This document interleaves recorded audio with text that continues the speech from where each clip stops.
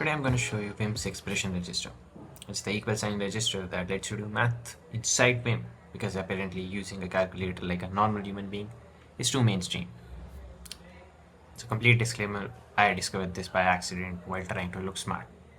Now I use it to avoid opening the calculator app. So quickly, what's the expression register? Well, you could just search for it using the help command in the Vim, right?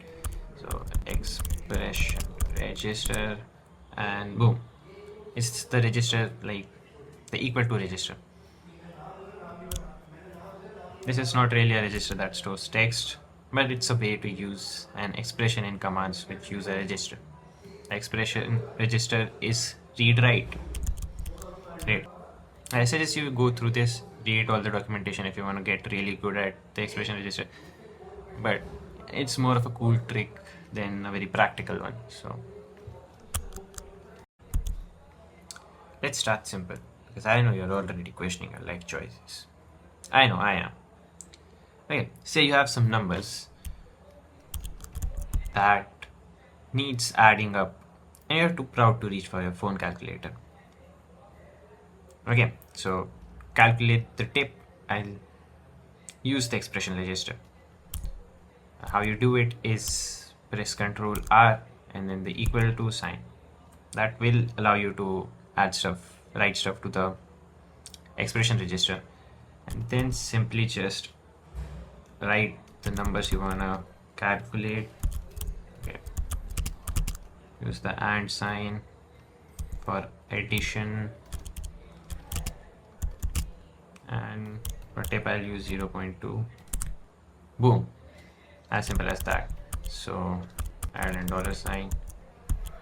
Now you can do the same with total, just add all the numbers and hit enter. Okay, okay, so that was not what I expected. Just a sec.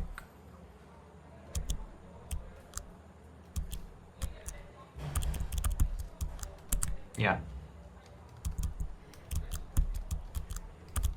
great. Okay, now for the advanced move. I don't know how useful this is, but it feels really good.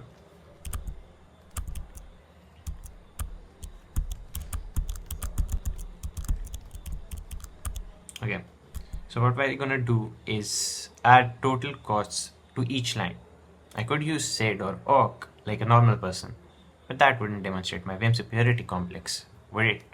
Okay, so I'll record a macro in a register.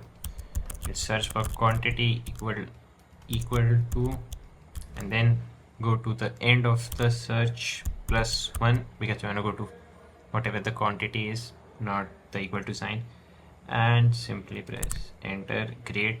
We're gonna yank this in some register. Use whatever you want. I'm gonna use O. Yank word. Go to price equal to end +1.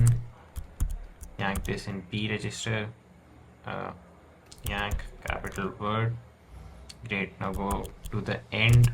Add a total equal to ctrl-r equal to open the expression register.